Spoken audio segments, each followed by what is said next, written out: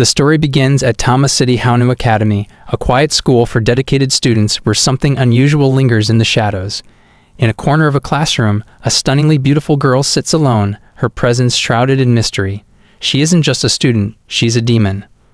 Before long, a young man named Kyuji-kun arrives, confusion evident on his face. He does not understand why he is there or how he has ended up in this place. The girl greets him playfully, a teasing smile on her lips, and informs him that he has come because she has called out his soul. His bewilderment only deepens as she introduces herself as Kanan the Gourmet, daughter of the great demon of gluttony, Beelzebub.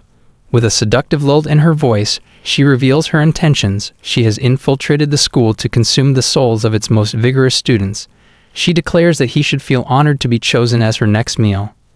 To her astonishment, Kyuji-kun does not react with fear or resistance. Instead, he bows deeply before her, gratitude shining in his eyes. Kanan, momentarily taken aback, expects him to tremble in terror, yet he does the opposite. He eagerly proclaims that he has always wished to be devoured by a temptress like her. His words, filled with unanticipated enthusiasm, leave her momentarily speechless.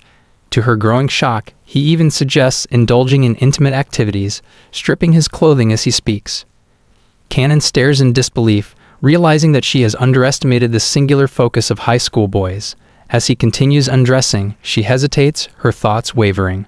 She wonders if she should take advantage of the situation, knowing that such an act could allow her to consume his soul with ease. However, another thought intrudes. Despite being a demon, she has remained untouched for thousands of years. Just as he prepares to act on his desires, Kanan abruptly stops him, her voice firm. She declares that such matters should only occur between individuals who share genuine affection. To her surprise, he immediately responds that he likes her. His sincerity unsettles her, for she has never experienced love. She has only ever seen humans as sources of sustenance, yet as she observes him closely, she cannot ignore his undeniable appeal. Tentatively, she asks if he truly accepts her nature as a demon. When he insists that he does, she grows flustered by his persistence. He then proposes that they begin by dating. Though hesitant, she reluctantly agrees, though internally she's panicking. Accepting this unfamiliar feeling is difficult, but with that, their unusual relationship begins. Kanan-sama is the president of the Public Morals Committee at Tama City Haunu Academy. Everyone around her always praises her. She is gorgeous, intelligent, and an exceptional student. She is also a natural athlete with remarkable abilities. However, in reality, she is a demon, a soul devourer who preys on young humans. She pretends to be a model student to earn their trust, allowing her to approach them casually before consuming them. In her mind, humans should be grateful to be eaten by such a cute demon. She stands in a classroom, sipping juice, when suddenly Kyoji arrives. At his unexpected presence, she chokes badly on her drink. He then asks her to go home together. Annoyed, she aggressively questions why she would do such a thing. In response, he calmly states that he is her boyfriend, which is why they should walk home together. Hearing this, Kanan feels to be fainting, completely shocked by his words. However, despite her reaction, she agrees to walk with him. As they begin walking, Kanan slowly distances herself from him, choosing to walk behind him instead. Kyuji-kun notices and asks why she is not walking beside him. She finds it embarrassing but refuses to admit it. Instead, she shouts at him, saying she is using him as a shield because a noble presence like hers is always in danger of attack.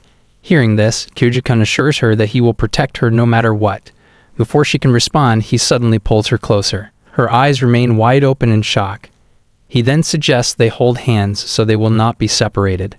This statement makes her panic, and she freaks out, believing that holding hands will somehow lead to producing an heir. Furious, she wonders how he dares to mock her with such absurd logic. She is extremely worried and does not know how to respond. After thinking for a while, she decides to tie his hands with a strip and hold the other end herself. She proudly presents this solution, saying that now they are holding hands just as he suggested. Kyoji, instead of being annoyed, praises her once again. He expresses that he can feel the whispers of her heart and her love for him. Kanan stands in complete shock. His words make no sense to her, and she doesn't want anything like what he is imagining. Overwhelmed by the situation, she suddenly runs away, cursing him as she flees. Kanan is running away from Kyoji, her eyes wet with frustration. She hates this situation. She has not come to the human realm to play meaningless games. She comes here to eat souls, not to waste time. As she runs, her thoughts drift back to the time when she was still in the demon realm, just a few months ago. She remembers approaching her father, Beelzebub, while he is eating. She wants to say something important. He notices her and invites her to join him. However, she expresses her dissatisfaction. No matter what she eats, nothing tastes good. Hearing this, her father looks at her with concern. She then excitedly tells him her plan. She wants to go to the human realm and eat their souls. She believes that unripened souls must taste better. Her father listens carefully and then agrees. He tells her that he also went to the human realm in his time, but he got into some trouble. Kanan assures him that she will be fine. She thanks him before leaving, feeling eager about her journey. Now in the present, she is running while thinking about all of this, but suddenly she notices Kyoji right behind her. Shocked, she wonders if she is hallucinating. She yells at him, demanding to know where he came from. He smiles and tells her that his hands are tied with hers. She then realizes, to her complete shock, that she has been dragging him behind her the entire time. Kyoji sits on the ground, looking amused. He expresses that he has never had such a thrilling experience before. He adds that he enjoys it when she pampers him like a pet. Kanan is surprised by his words. Her face turns red with anger, and she firmly tells him not to compare this accident to a pet play. Suddenly, he says that he wants to do something. Before she can respond, her attention shifts to something in the park. They soon sit on a bench, and he hands her a croquette. He tells her that he bought it so they could eat together. She sighs in relief, but she asks for something to put on it. He looks at her in disbelief and explains that croquettes are meant to be eaten as they are. When she insists, he expresses his disappointment. Annoyed, she yells at him not to say such things. Kyoji begins explaining croquettes with enthusiasm. As he talks, Kanan giggles, finding his passion somewhat adorable. Eventually, she agrees to eat the croquette as it is. When she takes a bite, she is stunned by its delicious taste. She cannot understand why it feels so good. Kyoji then looks at her fondly and tells her that it tastes good because they are eating together. Her eyes widen slightly at his words. Realizing the meaning behind them, she remains quiet and continues eating. But Kyoji keeps looking at her. She gives him a side glance and asks what he is staring at. He simply tells her that she looks cute while eating. Her face immediately turns red with embarrassment. The birds chirp in the fresh morning air as Kanan begins her day early. She prepares herself for another school day, blending seamlessly into her surroundings. However, she is not truly a part of the human family she lives with. Using her magic, she has brainwashed them into believing that she is their firstborn daughter. The family consists of a mother, father, and a younger brother, all of whom see her as their perfect child. To maintain this illusion, she must regularly reinforce the spell. A question lingers in her mind that why she chose this particular family. Without hesitation, she reminds herself that it is necessary to take advantage of a kind and caring household like this. With that thought, she heads to school once again. A smile forms on her face as she enjoys the idea of interacting with humans. To her, they are nothing more than lower life forms. Playing with them amuses her. Another thought crosses her mind is what humans truly mean to her. Without hesitation, she admits to herself that they are simply food. Just as she mutters those words, Kyogi suddenly appears, interrupting her. She jumps in surprise, startled by his unexpected presence. Confused and slightly alarmed, she demands to know why he is here. He responds casually, reminding her that he is her boyfriend and wants to go to school with her. Annoyed, she questions how he found her hiding place. He replies that he asked the homeroom teacher, and she gave him the information. This revelation angers Kanan. She feels frustrated that her personal details have been shared so carelessly. Despite her irritation, she agrees to walk with him on one condition. He must be able to keep up with her. To avoid the embarrassment of walking beside him, she suddenly starts running at full speed. She believes in her own strength and is confident that she will outrun him. However, after a short while, exhaustion overtakes her. She slows down, struggling to catch her breath. Sweat drips down her face as she comes to a stop. In truth, her endurance is poor. She feels humiliated as Kyoji-kun easily surpasses her. Seeing her in distress, he asks if she is tired. To regain her dignity, Kanan quickly insists that a good woman should always stand behind her partner. In response, he casually remarks that this is the role of a wife. Her anger flares instantly. He then asks if she is meant to be his wife. She turns away, refusing to answer. Kyoji, noticing her discomfort, gently offers her a water bottle. Still frustrated, she snatches it from him and drinks angrily. As she drinks, he requests that she leave some for him. Instead, she drains the entire bottle, then furiously crushes it before throwing it into the bin, and as usual calls him a low-life form. The classroom hums with the usual energy of students engaged in idle chatter. Majiro Nedashiko, always brimming with curiosity, turns to Kyoji with a teasing glint in her eyes and asks if he has found himself a girlfriend. Without hesitation, he responds calmly, stating that his girlfriend is a senior. Intrigued by this revelation, Nadeshiko probes further, questioning him about his relationship. She presses him for details, particularly how they address each other, pointing out that couples in love often have unique ways of calling each other. Kyoji, as if struck by a sudden realization, rises from his seat and strides towards Kanan's classroom. She stands by the window, quietly observing the world outside, secretly enjoying the sight of her classmates and imagining them as livestock for her. Lost in her own thoughts, she is startled when Kyoji approaches her so abruptly. A flicker of irritation crosses her face as she tells him not to appear so suddenly. However, Kyoji is undeterred, his voice urgent as he asks her to call him by his first name. She furrows her brows, not quite understanding his request. He quickly clarifies, explaining that he wants them to address each other by their first names as proof of their intimacy. A sigh escapes her lips as she thinks about how he is always making demands. Yet in the next moment, she suppresses her irritation, schooling her expression into something neutral. She resolves to comply, but as her gaze meets his, she notices something unexpected. His expression is filled with anticipation, his eyes pleading as if this simple request means everything to him. A quiet realization dawns upon her. He is truly looking forward to hearing his name from her lips. Convincing herself that it is merely a name, she prepares to say it. But the moment she tries, a strange sensation washes over her. Her voice falters as if something unseen is holding her back. A wave of anxiety builds within her, confusing and unsettling. Determined to push through the inexplicable hesitation, she gathers her courage and attempts once more. It is just a name, she tells herself firmly. Seeing her struggle, Kyoji tilts his head slightly and asks if she is so embarrassed to say his name. Frustration flares within her as she wonders why she is taking this so seriously. To mask her discomfort, she retorts sharply, insisting that he should call her by her first name first. Without a moment's delay, he complies. Kanan. The sound of her name spoken so naturally leaves her momentarily frozen. A strange and unfamiliar happiness creeps up on her before she can suppress it. This is what he meant, she realizes. The simple delight of hearing one's name spoken by someone special. Meanwhile, Kyoji continues pleading for her to say his name. The hesitation returns, stronger this time. She cannot explain why, but the thought of saying it aloud makes her uneasy. He leans in closer, the distance between them vanishing until she finds herself trapped in place. Her breath catches. Unable to bear the overwhelming tension, she acts on impulse.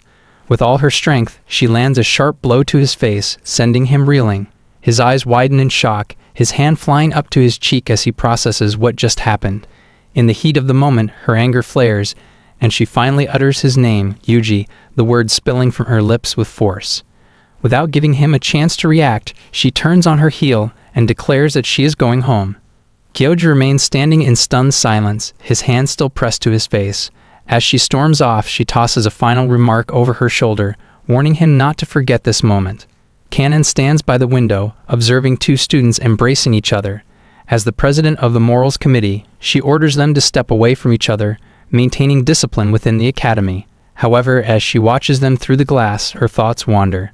She questions why humans are always preoccupied with such indecent notions, dismissing them as mere animals in heat. In her mind, she alone possesses the noble duty of bringing order to the academy. A smirk plays on her lips as she revels in the idea that she will consume their unsullied souls, believing the lower life forms should be grateful for her presence. Suddenly, Kyoji-kun approaches from behind, standing uncomfortably close to her against the window. A sharp realization strikes her. She, the daughter of the demon Beelzebub, has been deceived into a lover's contract by this cunning boy. Immediately, she puts as much distance between them as possible, demanding to know the reason for his sudden presence. He expresses his desire to be with her, reminding her that they are lovers. He wishes to discuss their commemorative first time and asks for her thoughts on the best place for it. His words leave her utterly stunned, as he is the one deciding the location for their intimacy. She recognizes the sincerity in his cravings, yet firmly believes that such things should only take place after marriage. Attempting to maintain her composure, she changes her expression and inquires about his chosen location. He responds with seriousness, suggesting the park, believing it to be an ideal setting with nostalgic memories from their walks to school. Her reaction is swift and harsh, rejecting the idea and labeling him a pervert. The possibility of being seen by others embarrasses her beyond measure. He then proposes the movie theater, only to be met with yet another refusal, her frustration evident as she calls him foolish. In an effort to find a compromise, he suggests traveling, a proposal that instantly captures her interest. The demon within her harbors a fascination with journeys, and her excitement becomes apparent as she eagerly asks about their destination. He suggests the hot springs, but her enthusiasm vanishes as quickly as it appeared. Her anger flares once more, prompting him to unwittingly mention that their first time should take place in his room, just the two of them. The moment the words escape her lips, she freezes in confusion, realizing she has inadvertently voiced such a thought. Kyoji, however, takes her words as confirmation, expressing his joy and excitement at fulfilling her wish. As he steps closer, his voice filled with anticipation, he speaks of creating an unforgettable memory together for their first date. Her face flushes a deep shade of red as she denies any misunderstanding, overwhelmed by the intensity of the situation. Struggling to regain control, she yells that she will only visit his home if his parents are present. She insists that he must keep this condition in mind. Without waiting for his response, she turns and hastily flees, her parting words branding him as a lower life form once again. Under the scorching sun, the students engage in outdoor sports, their energy evident despite the oppressive heat. Kanon, dressed in sports attire, is drenched in sweat from the intense activity. As she catches her breath, Kyoji approaches her with an admiring gaze, remarking on how cute Senpai looks even in sportswear.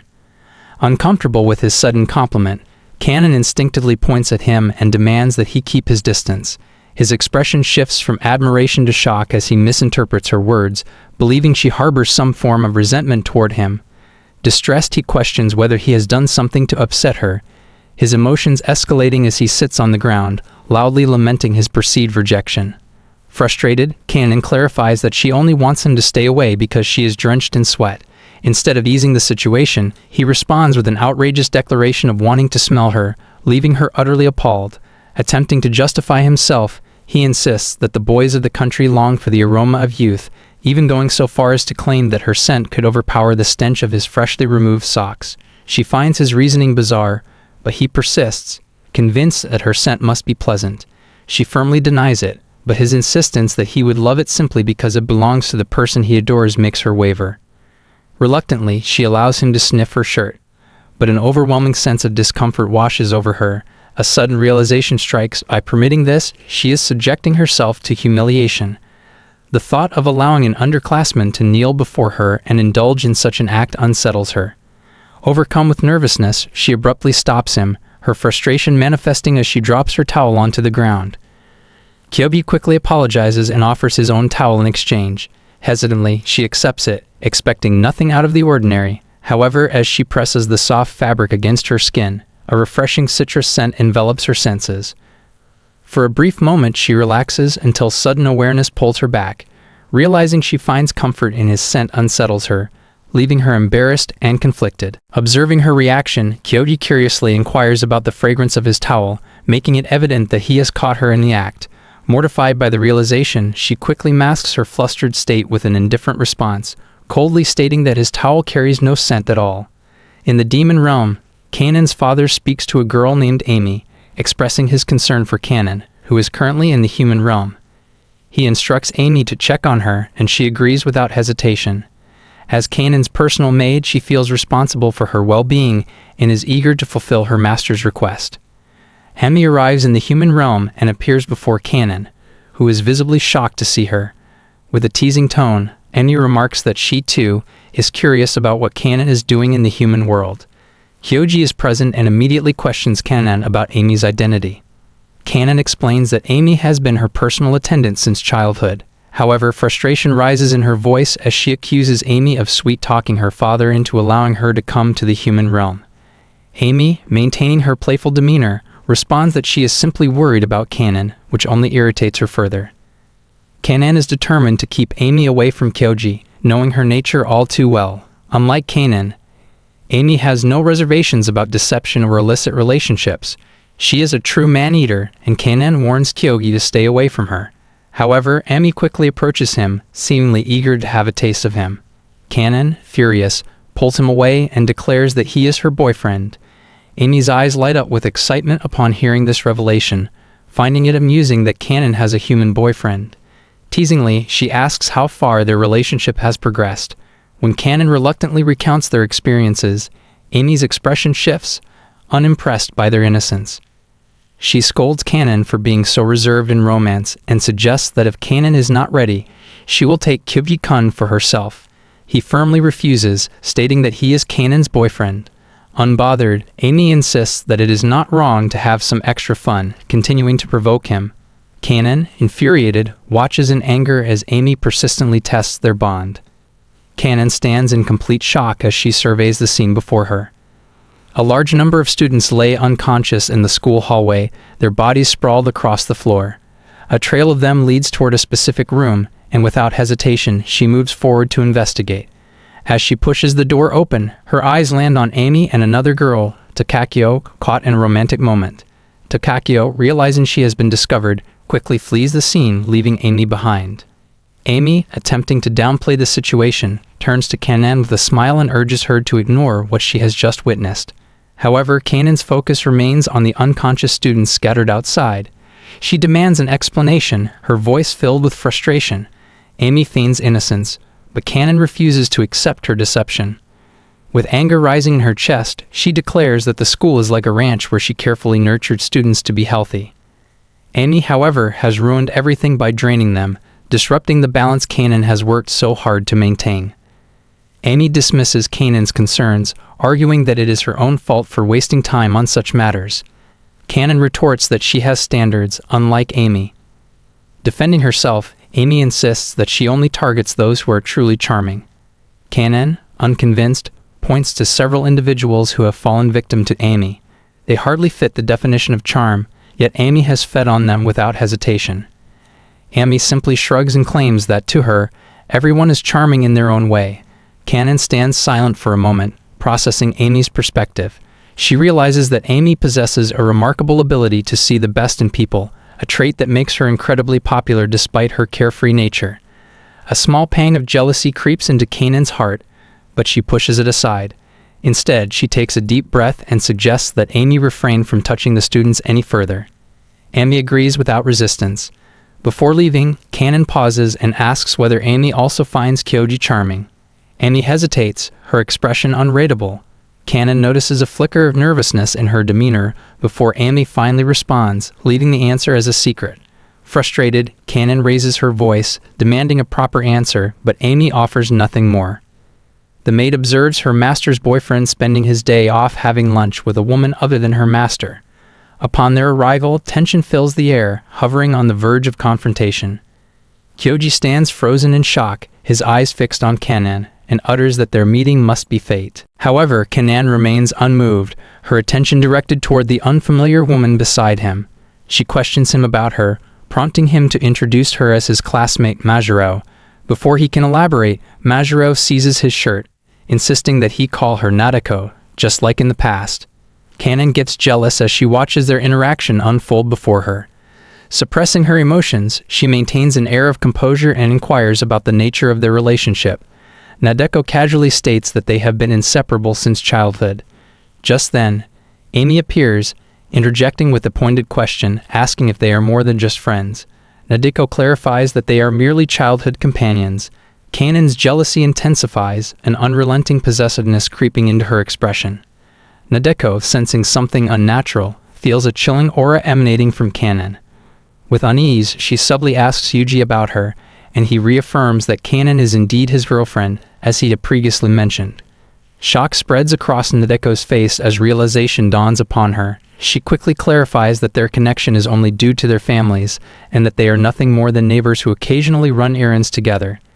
Kanan listens in eerie silence before responding with an unsettling smile.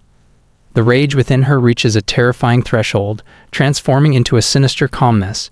Nadeko feels an overwhelming fear, desperately seeking Yuji's intervention, but he remains entranced by Kanan's expression. As the atmosphere thickens, Nadeko, trembling, unwillingly acknowledges Kanan as Yuji's wife, appeasing the terrifying force before her. Kanan, satisfied, gazes at Nadeko with intrigue, while Nadeko remains frozen in shock.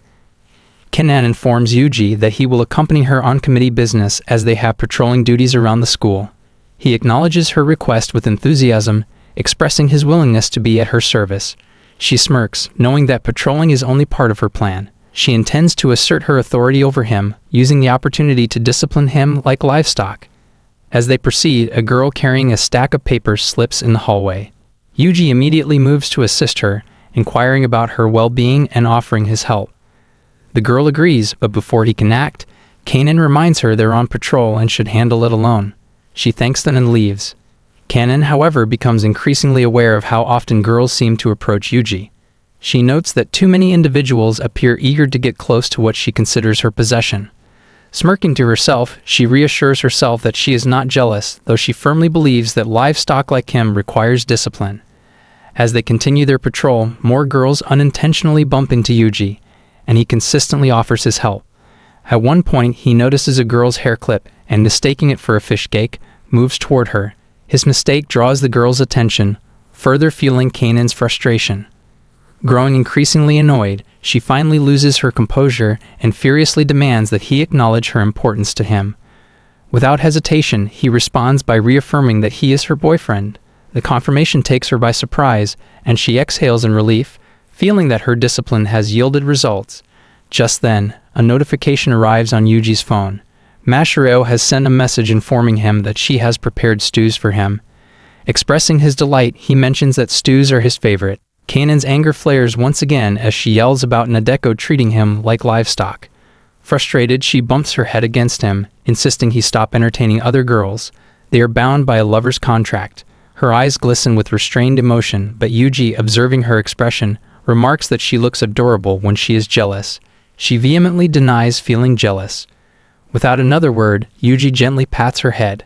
A strange warmth overtakes Kanan, and she feels her emotions softening. The sensation of his touch calms her frustration, leaving her unexpectedly content. In that moment, the one who intended to domesticate finds herself being domesticated instead. It is nighttime and Kanan is at home, surrounded by her family members and their maid, all of whom are in the kitchen. However, Kanan is lost in her own thoughts, overwhelmed with frustration and self-reproach. Her emotions weigh on her, filling her with embarrassment over how she acted toward Yuji. The thought alone makes her uneasy. She can't help but see it as clingy and humiliating. Observing Kanan's distress, Amy speaks up, expressing her surprise. She remarks that she has never seen Kanan act so much like a girl before. Then, with a pointed question, she challenges Kanan's resolve, asking how she expects to devour Yuji's soul now that she has developed feelings for him. At that moment, Kanan's expression shifts dramatically as the realization sets in. She has to consume his soul. However, she quickly rationalizes that if the opportunity presents itself, she could simply knock him unconscious, and he would surrender his soul willingly. Understanding Kanan's struggle, Amy proposes a plan to make Yuji fall for her. The best course of action, she suggests, is for Kanan to invite him on a date. Determined, Kanan declares that she will demonstrate the pride of a demon to Kyoji-kun. Her family members, who have been quietly listening to their conversation, watch on with amusement and anticipation. However, a sudden realization strikes them. They do not recall ever hiring a maid. The next day, Kanan summons Yuji to the morals committee room. He arrives, curious about what she has to say. Amy, standing by her master, encourages her, assuring her that asking for a date is not difficult. As they sit and drink tea, Kanan carefully tries to bring up the topic. She mentions that she has some free time over the weekend. But as the moment arrives, she becomes overwhelmed with nerves. Instead of asking him on a date directly, she blurts out an invitation for the Geiko, a training place other than your own. Amy's frustration is immediate. Realizing her mistake, Kanan attempts once more, asking if there is anything they could do together over the weekend. However, once again, she stumbles over her words and unintentionally suggests a deathmatch instead of a date. Amy is now livid, urging Kanan to show her demon pride and ask properly. With mounting exasperation, she even mocks Kanan, sarcastically questioning if she is unhappy with the political climate. Finally, Kanan musters her courage. Slamming her hands on the table, she raises her voice, exclaiming that she is trying to give him a hint to go on a date with her. A stunned silence follows as Yuji stares at her in surprise. Seizing the moment, Kanon grabs him by the collar and commands him to meet her at the station at 11 o'clock. Yuji, still taken aback, agrees. Without another word, Kanon turns on her heel and rushes out, leaving behind strict instructions for him not to be late.